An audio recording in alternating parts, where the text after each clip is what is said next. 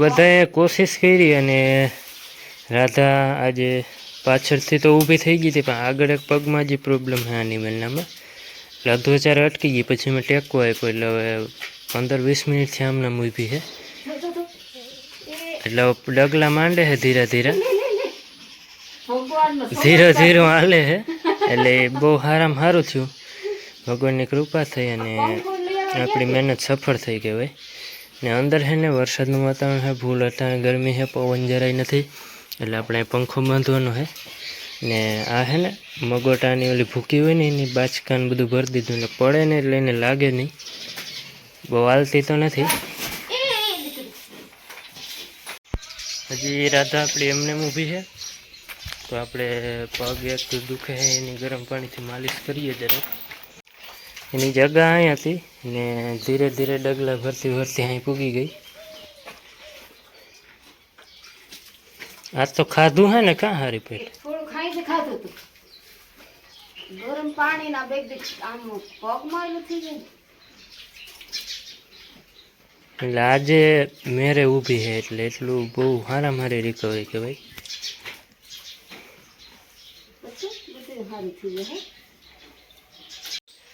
પગ તો ગરમ પાણીથી ધોઈ નાખ્યો હોય, પણ આ હે ગરમ મલમ જે બામ જેવું છે આમ તો. એટલે અહીંથી હે ને દુખે છે, જો આ ગોઠણથી એને માંડવા મળી જાય ને આધાર 3 પગ ઉપર જ છે. એટલે આ સીધો નથી થઈ શકતો એવું હે ને.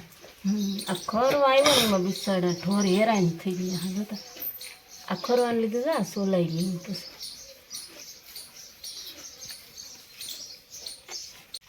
અત્યારના 3 થયા છે ને ગરમી ફૂલ એટલે ફૂલ ગરમી છે આજે. આ વરસાદની ગરમી કહેવાય, ઉનાળાની ગરમી નથી.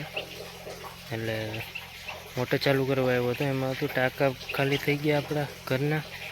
અને ખડમાં તો પાણી જવા દેવું કંઈ હે નહીં, કારણ કે કાલે રાતે વરસાદ સારો થઈ ગયો. એમ તો હાલી જાય એમ છે 1-2 દી હજી ખડમાં પાણી ના પાય તો, પણ ટાંકા તો ભરવા જોઈએ.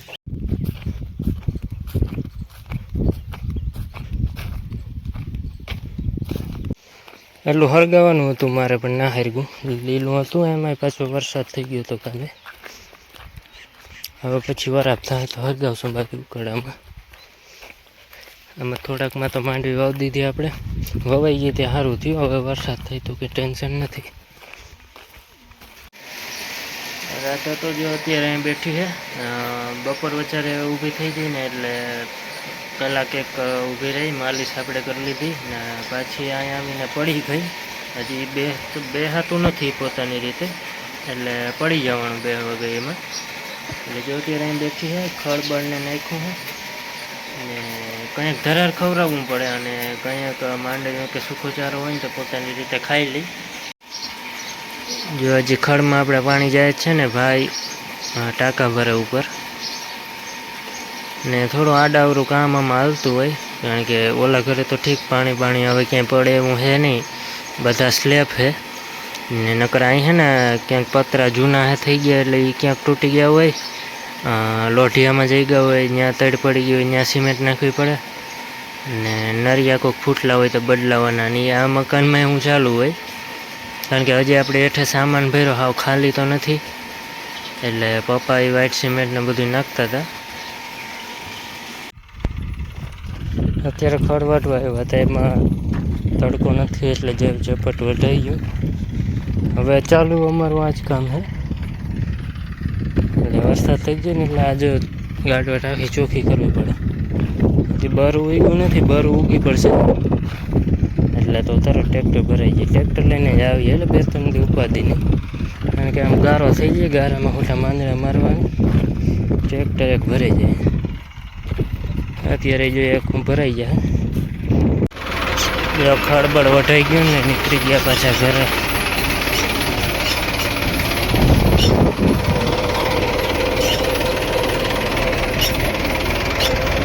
ને આ છે આપણું ખેતર. માંડવી બધીમાં જોરદાર હવા દેખલે. આ રોડ કાંઠાવાળું હોય ખેતર, ઓલી બાજુ રોડ આવી જાય, બીજા 2 ખેતર ઓલી બાજુ.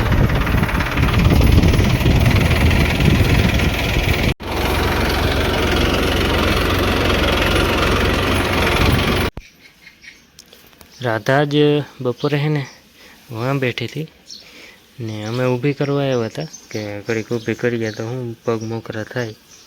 ઊભી કરતા હતા ત્યાં ઊભી નહોતી થતી, પણ પછી બપોરે ખાઈ પીને બધા આરામ કરતા હતા ને તો મમ્મી આગળ આવ્યા, એને કીધું કે રાધાથી ઊભી થઈને અહીંયા આવતી રહી લાગે. એટલે જ્યાં અમે ઊભી કરવા આવીએ એટલે ઊભી ના થાય, પણ જો એની મેરે ઊભી થઈ ગઈ અને પાછી અહીંની જગ્યાએ આવીને બેસી ગઈ પોચામાં હેઠે. એટલે હવે એને ઊભું થવું હોય ત્યાં થઈ જાય એટલી શક્તિ એનામાં આવી ગઈ છે. ને આજે સવારે તો થોડીક ભાઈ બહાર લઈ ગયો હતો, હાલી હાગે થોડોક પ્રોબ્લેમ છે આગલા પગમાં. બસ એક ખાવાનું હવે ચાલુ કરી દઈને થોડું ઘણું તો ખાય છે, અને થોડું ઘણું તો અમે ધરાર ખવડાવીએ, ખડ ને એવું બધું ખોર હોય ને આપણે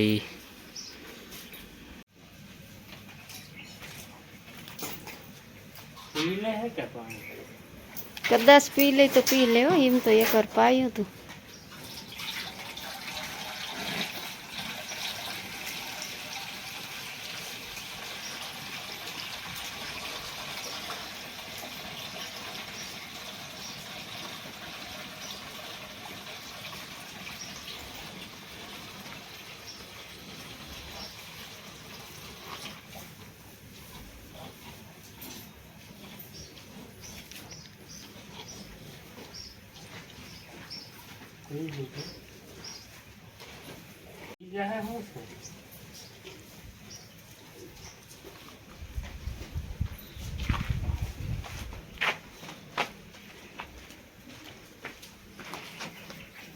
અત્યારે તો ઠીકઠાક પવન છે, પણ બપોરે એટલી બધી ગરમી હતી ને કે આપણે ગરમીના રહી નહોતા શકતા.